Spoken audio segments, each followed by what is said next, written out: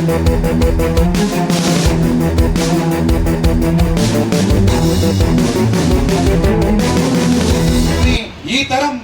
తరం పిపి మండల్, ఈ తరం అంబేద్కర్, ఈ తరం పెరియార్ రామస్వామి, ఈ తరం పూలే లాంటి గొప్ప మహనీయుడు బోడే రామచంద్ర యాదవ్ గారికి మద్దతుగా మనందరం నిలబడాలి. నిలబడదామా?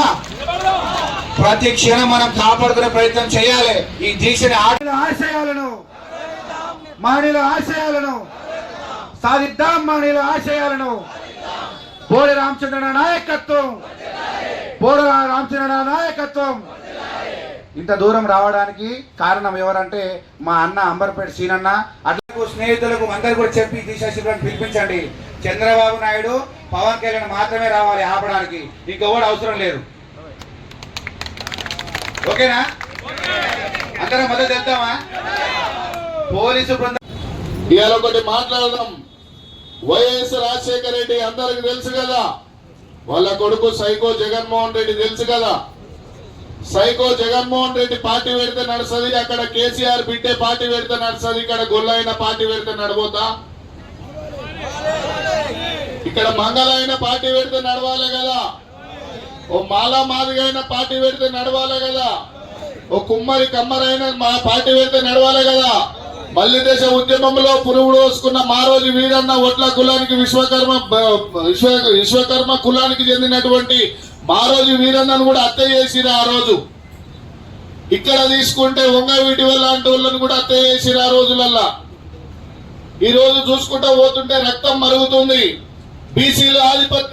బీసీలు ఆధిపత్యానికి వద్దాం అనుకునే లోపు బీసీల ఓట్లు కావాలి కానీ బీసీలు రాజాధికారాలకు రావద్దు. ఎందుకు? వాళ్ళకు కొంకులకు ఇంకా కూడా మోసేది నీళ్లు తాగకుండా ఇంకా బతుకులు జరుగుతున్నాయి. సైనికులకు చనిపోయింది మన పిల్లలే కాదా? కసి ఉండాలి కదా. ఆయన ఇంటి కోసం చేస్తుండా, రామచంద్రన్న ఆయన కుటుంబం కోసం చేస్తుండా, ఆయనకేమన్నా ఫ్లాట్ల బిజినెస్ చేసే లాభం కోసం చేస్తుండా? మన బతుకుల కోసం, మన పిల్లల కోసమే కదా చేసే ఆయన పోరాటం.